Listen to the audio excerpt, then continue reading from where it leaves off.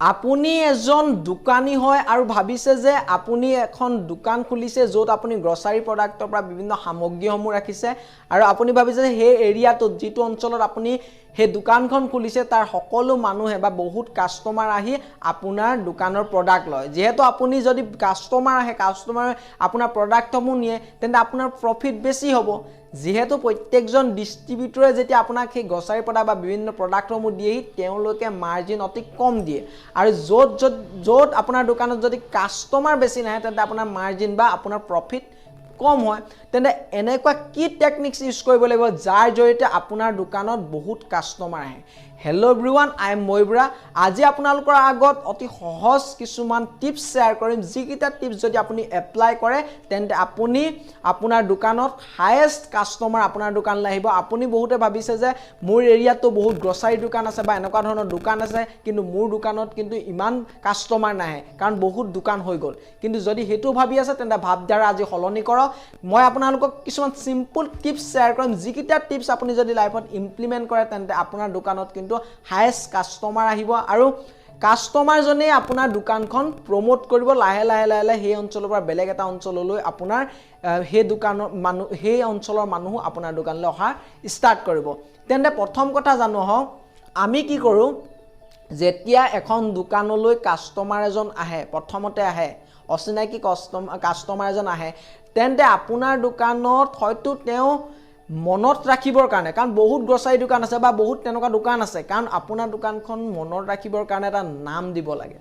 তাৰ কাৰণে আপুনি এখন ভাল ধৰণে বেনাৰত আপুনি নাম এটা বনাওক যাতে অতি সহজতে যাতে যিকোনো এটা গ্ৰসাৰী প্ৰডাক্ট বা আপুনি যি ৰিলেটেড প্ৰডাক্ট বিকিছে সেই ৰিলেটেড প্ৰডাক্টৰ কথা ভাবোতে আপোনাৰ দোকানখনত মনত পৰে প্ৰথম নাম এটা ভাবক 2 নম্বৰ কথা ম্যাক্সিমাম যেতিয়া দোকানীয়ে ভুল কৰি থাকে যেতিয়া কাস্টমাৰ আহে কাস্টমাৰ জনক ব্যৱহাৰ ভালছে নকৰে যদি আপুনি কৰি আছে যে কাস্টমাৰে ভগৱান যেহেতু আপোনাৰ যদি কাস্টমাৰ নাহে তেন্তে সেই দোকানত সেলস নহব আৰু সেলস যদি নহয় তেন্তে আপোনাৰ প্ৰফিট নহব আৰু প্ৰডাক্টসমূহ সেলস নহব সো আপুনি তাৰ কাৰণে কাস্টমাৰক সদায় ভগৱান হিচাপত মানক আৰু দ্বিতীয় কথা কাস্টমাৰ স্যাটিসফ্যাকশন কৰক যাতে কাস্টমাৰ জনে আপোনাৰ দোকানত আৰু আহিব বিচাৰে কাস্টমাৰ লগত ভাল ধৰণে কথা পাতক তেওঁ কেনেকুৱা ধৰণৰ প্ৰডাক্টৰ দ্বাৰা প্ৰফিট হ'ব যদি এটা প্ৰডাক্ট নিবলৈ আহিছে তেন্তে তাৰ ৰিলেটেড যিসমূহ প্ৰডাক্ট আছে সেইসমূহ দেখাওক যাতে আপোনাৰ কাস্টমাৰ জনে আপোনাৰ লগত কথা পাতিও ভাল পায় আৰু নেক্সট বাৰ আপোনাৰ দোকানত ভিজিট কৰে 3 নম্বৰ কথাটো আমি কেতিয়াও ভাবি নাচাওঁ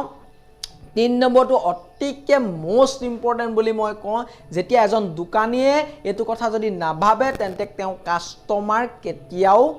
তেওঁৰ দোকানত হয়তো ইমানকৈ ভিজিট নকৰে কাৰণ বহুত গ্ৰসাৰী দোকান আছে বা বহুত তেনেকুৱা ৰিলেটেড দোকান আছে কাৰণ আপোনাৰ দোকানত ভিজিট কৰিবলৈ হলে আপোনাৰ দোকানখন বেলেগতকৈ অলপ বেলেগ ধৰণৰ হ'ব লাগিব আৰু বেলেগ ধৰণৰ হবলৈ হলে আপুনি আপোনাৰ দোকানখন অকন বেলেগ কৰিব লাগিব যে তেন্তে এনেকুৱা কি বেলেগ কৰিম যাতে বেলেগ দোকানতকৈ বেলেগ হয় কাৰণ যেহেতু আপুনি গ্ৰসাৰী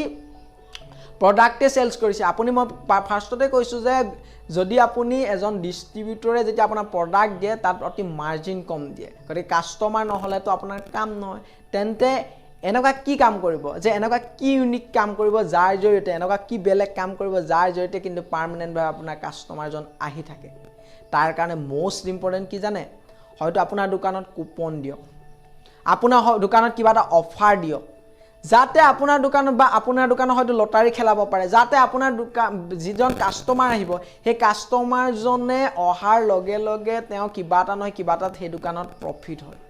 যাতে নেক্সট বাৰ দোকানীজনে বেলেগকো কয় যে এইখন দোকানৰ লটাৰী খেলায় এইখন দোকানৰ এনেকুৱা অফাৰ দিয়ে বা এইখন দোকানৰ এনেকুৱা ধৰণৰ কুপন দিয়ে যাৰ জৰিয়তে এনেকুৱা মোৰ প্ৰফিট হয় সো মই সেইখন দোকানতে যাব বিচাৰো সো আপুনি কি কৰি আছে আজিলৈকে যদি এইখিনি আইডিয়া ইমপ্লিমেন্ট কৰে তেন্তে আপুনি অতি সহজতে আপোনাৰ কাস্টমাৰ বাঢ়িব এজন সফল আপুনি দোকানী হ'ব পাৰিব আপুনি তাৰ পিছত কি কৰিব নেক্সট স্টেপ বহুতে মিস্টেক কৰি থাকে যেহেতু নতুন এজন কাস্টমাৰ আপোনাৰ দোকানত আহিছে তেখেতৰ ডিটেইলছ লোৱাটো অতিকে প্ৰয়োজনীয় তেখেতৰ বিষয়ে জানি আৰু তেখেতৰ মোবাইল নাম্বাৰটো আপুনি এটলিষ্ট লিখি থওক নামটো আৰু মোবাইল নাম্বাৰটো আৰু এড্ৰেছটো যাতে আপোনাৰ কিবা অফাৰ আহিলে বা সেই দোকানখনৰ কিছুমান কথা আপুনি হোৱাটছআপত আজিকালিতো হোৱাটছআপ চলাব প্ৰত্যেকই জানে গতিকে হোৱাটছআপত আপুনি এটলিষ্ট জনাব পাৰে ইনফৰমেশ্যন দিব পাৰে বা আপুনি ফোনৰ যোগেদি হ'লেও ইনফৰমেশ্যন দিব পাৰে তেখেতক এনেকুৱা ধৰণৰ অফাৰ আহিছে বা এনেকুৱা ধৰণৰ কুপন আছে আহিছে গতিকে আপোনালোক এনেকুৱা ধৰণৰ অফাৰবোৰৰ জৰিয়তে আপুনি এনেকুৱা ধৰণৰ বেনিফিট পাব যাতে আপোনাৰ কাষ্টমাৰজনে কেতিয়াও আপোনাৰ দোকানত আৰু নেক্সট বাৰ ভিজিট নকৰাকে নাথাকে সো আপুনি কেনেকৈ ধৰণে আজিলৈকে কৰি আছে কমেন্ট কৰি জনাব কাৰণ এজন সফল দোকানী হ'বলৈ হলে বা আপোনাৰ কাৰণ এৰিয়াত বহুত গ্ৰসাৰী দোকান থাকে বহুতে কয় যে মোৰ এৰিয়াটো বহুত গ্ৰসাৰী দোকান হ'ল বা এনেকুৱা ৰিলেটেড বহুত দোকান হৈ গ'ল কিন্তু মোৰ সেলস নহব কিন্তু সেলস কিন্তু তাৰ মাজতে চাব এনেকুৱা এখন দোকান আছে য'ত কিন্তু কাস্টমাৰ বহুত আছে চাব তাত অকমান যদি সৰু ভাল ধৰণে আমি সূক্ষ্ম দৃষ্টিৰে চাওঁ তেন্তে আমি গম পাম যে তাত কিছুমান অলপ বেলেগতকৈ বেলেগ কাম কৰিছে যাৰ কাৰণে তাত কিন্তু ভিৰটো বেছি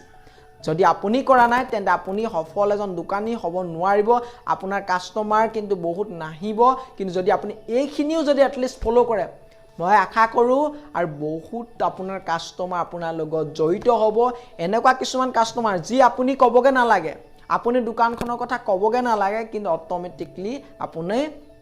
কোৱাৰ ষ্টাৰ্ট কৰিব আৰু কিছুমান সমাজৰ কাৰণে আপুনি কাম কৰিব পাৰে ধৰি ললো আপুনি ক্লাবত গৈছে ক্লাবত কিবা এটা পাতিছে তাত আপুনি আপোনাৰ দোকানখনৰ নাম হৈ আপুনি কিবা এটা ডোনেট কৰক কিবা এটা কাৰবাক হয়তো আপোনাৰ দোকানখনৰ নাম লৈ আপুনি কাৰোবা এজন দুখীয়া মানুহক সহায় কৰক যাতে সেই দুখীয়া মানুহজনে আপোনাৰ দোকানখনৰ কথা গম পায় ক্লাবটোতো গম পায় বা বিভিন্ন ক্ষেত্ৰত আপোনাৰ দোকানখনৰ কথা এটলিষ্ট গম পায় তেন্তে আপোনাৰ বেনিফিট আৰু এনেকুৱা কিছুমান কাম কৰিব পাৰে যাতে কেতিয়াবা কি হয় কিছুমান প্ৰডাক্ট ধৰি ললো আপোনাৰ এদিন ধৰি ললো চেনি দাম ধৰি ললো আপোনাৰ 25 টকা হৈছিল কেতিয়াবা হয়তো 28 টকা হৈ গল মই ফৰ এক্সাম্পল দিছো এতিয়া কিমান হৈছে নাজানো সো 25 টকা কেতিয়াবা ধৰি ললো 2 টকা বাঢ়ি গল 26 28 28 টকা হৈ গল 25 ৰ পৰা 3 টকা বাঢ়িলে ধৰি 26 27 28 টকা গতিকে 3 টকা বাঢ়ি বেলেগৰ দোকানত ধৰি ললো আপোনাৰ দোকানত 28 টকা দি আছে আৰু সেই বেলেগ দোকানটো 28 টকা দি আছে তেন্তে দোকানীজনে কি ভাবিছে জি কেজি চেনি 1 কেজি চেনিৰ দাম যদি আগতে মই 25 টকাত খাই আছিলো তেন্তে এতিয়াটো কি হ'ল 2 টকা বা 3 টকা মোৰ বাঢ়ি গল গতিকে মই যদি 2 টকা বা 3 টকাত কমতে পালো হেতেন তেন্তে মোৰ বেছি প্ৰফিট থাকিলে তেন্তে আপুনি বেলেগ দোকানত যদি হে 25 আগতে 1 কেজি চেনি দাম 25 টকাত দিছিল এতিয়া 28 টকাত বিকিছে তেন্তে আপুনি 25 টকাত বিকক তেন্তে আপুনি মোক ক'ব যে মোৰটো এটো লস হৈ গল আপোনাৰ কোনো লস হোৱা নাই কিয় লস হোৱা নাই জানেনে কাৰণ যেহেতু তেও হে দোকানত অকল এটা বস্তু নিবল নাই কাৰণ আপোনাৰ এইফালৰ পৰা 3 টকা লস হৈছে হয় কিন্তু আপুনি যেহেতু হে কাস্টমাৰজনে আপোনাৰ বেলেগ বস্তু আপোনাৰ দোকানৰ পৰা নিব আৰু বিভিন্ন আইটেম সমূহ যেতিয়া নিব বিভিন্ন প্ৰডাক্ট সমূহ যেতিয়া নিব আপোনাৰ প্ৰফিটটো বেছি হ'ব সো কেনেকুৱা লাগিলে ভিডিওটো আপোনালোকে কমেন্ট কৰি জনাব আজিলৈকে আপোনালোকে কেনে ধৰণে আপোনালোকে দোকান চলাইছিল আৰু কেনেকুৱা ধৰণৰ টিপছ এপ্লাই কৰিছিল এখিনি ক'ব যাতে আপোনালোকৰ কমেন্টটো পঢ়িও কাৰোবাৰ লাভ হয় আৰু আপোনালোকৰ টিপছ সমূহ এপ্লাই কৰিব পাৰে আৰু মইও আপোনালোকৰ কথাখিনি শুনি কাৰোবাক মই হেখিনি শেয়াৰ কৰিব পাৰো তাৰ কাৰণে আপোনালোকে কমেন্ট কৰিব পোন প্ৰথমবাৰ মোৰ চেনেলটোত আহিছে যদি আপোনালোকে সাবস্ক্ৰাইব কৰিবলৈ নাপাহৰিব আৰু বাকিখিনি যি এনেকুৱা ধৰণৰ দোকানী আছে যি ভাবিছে যে সফল এজন দোকানী হম বা কাৰোবাৰ জীৱনত কিবা এটা উপকাৰ কৰিব আপুনিও ভাবি আছে যে হক তেও এজন ভাল সাকসেসফুল এজন দোকানী হক তেন্তে আপুনি এই ভিডিওটো আপুনি শেয়াৰ কৰিবলৈ নাপাহৰিব লাভ ইউ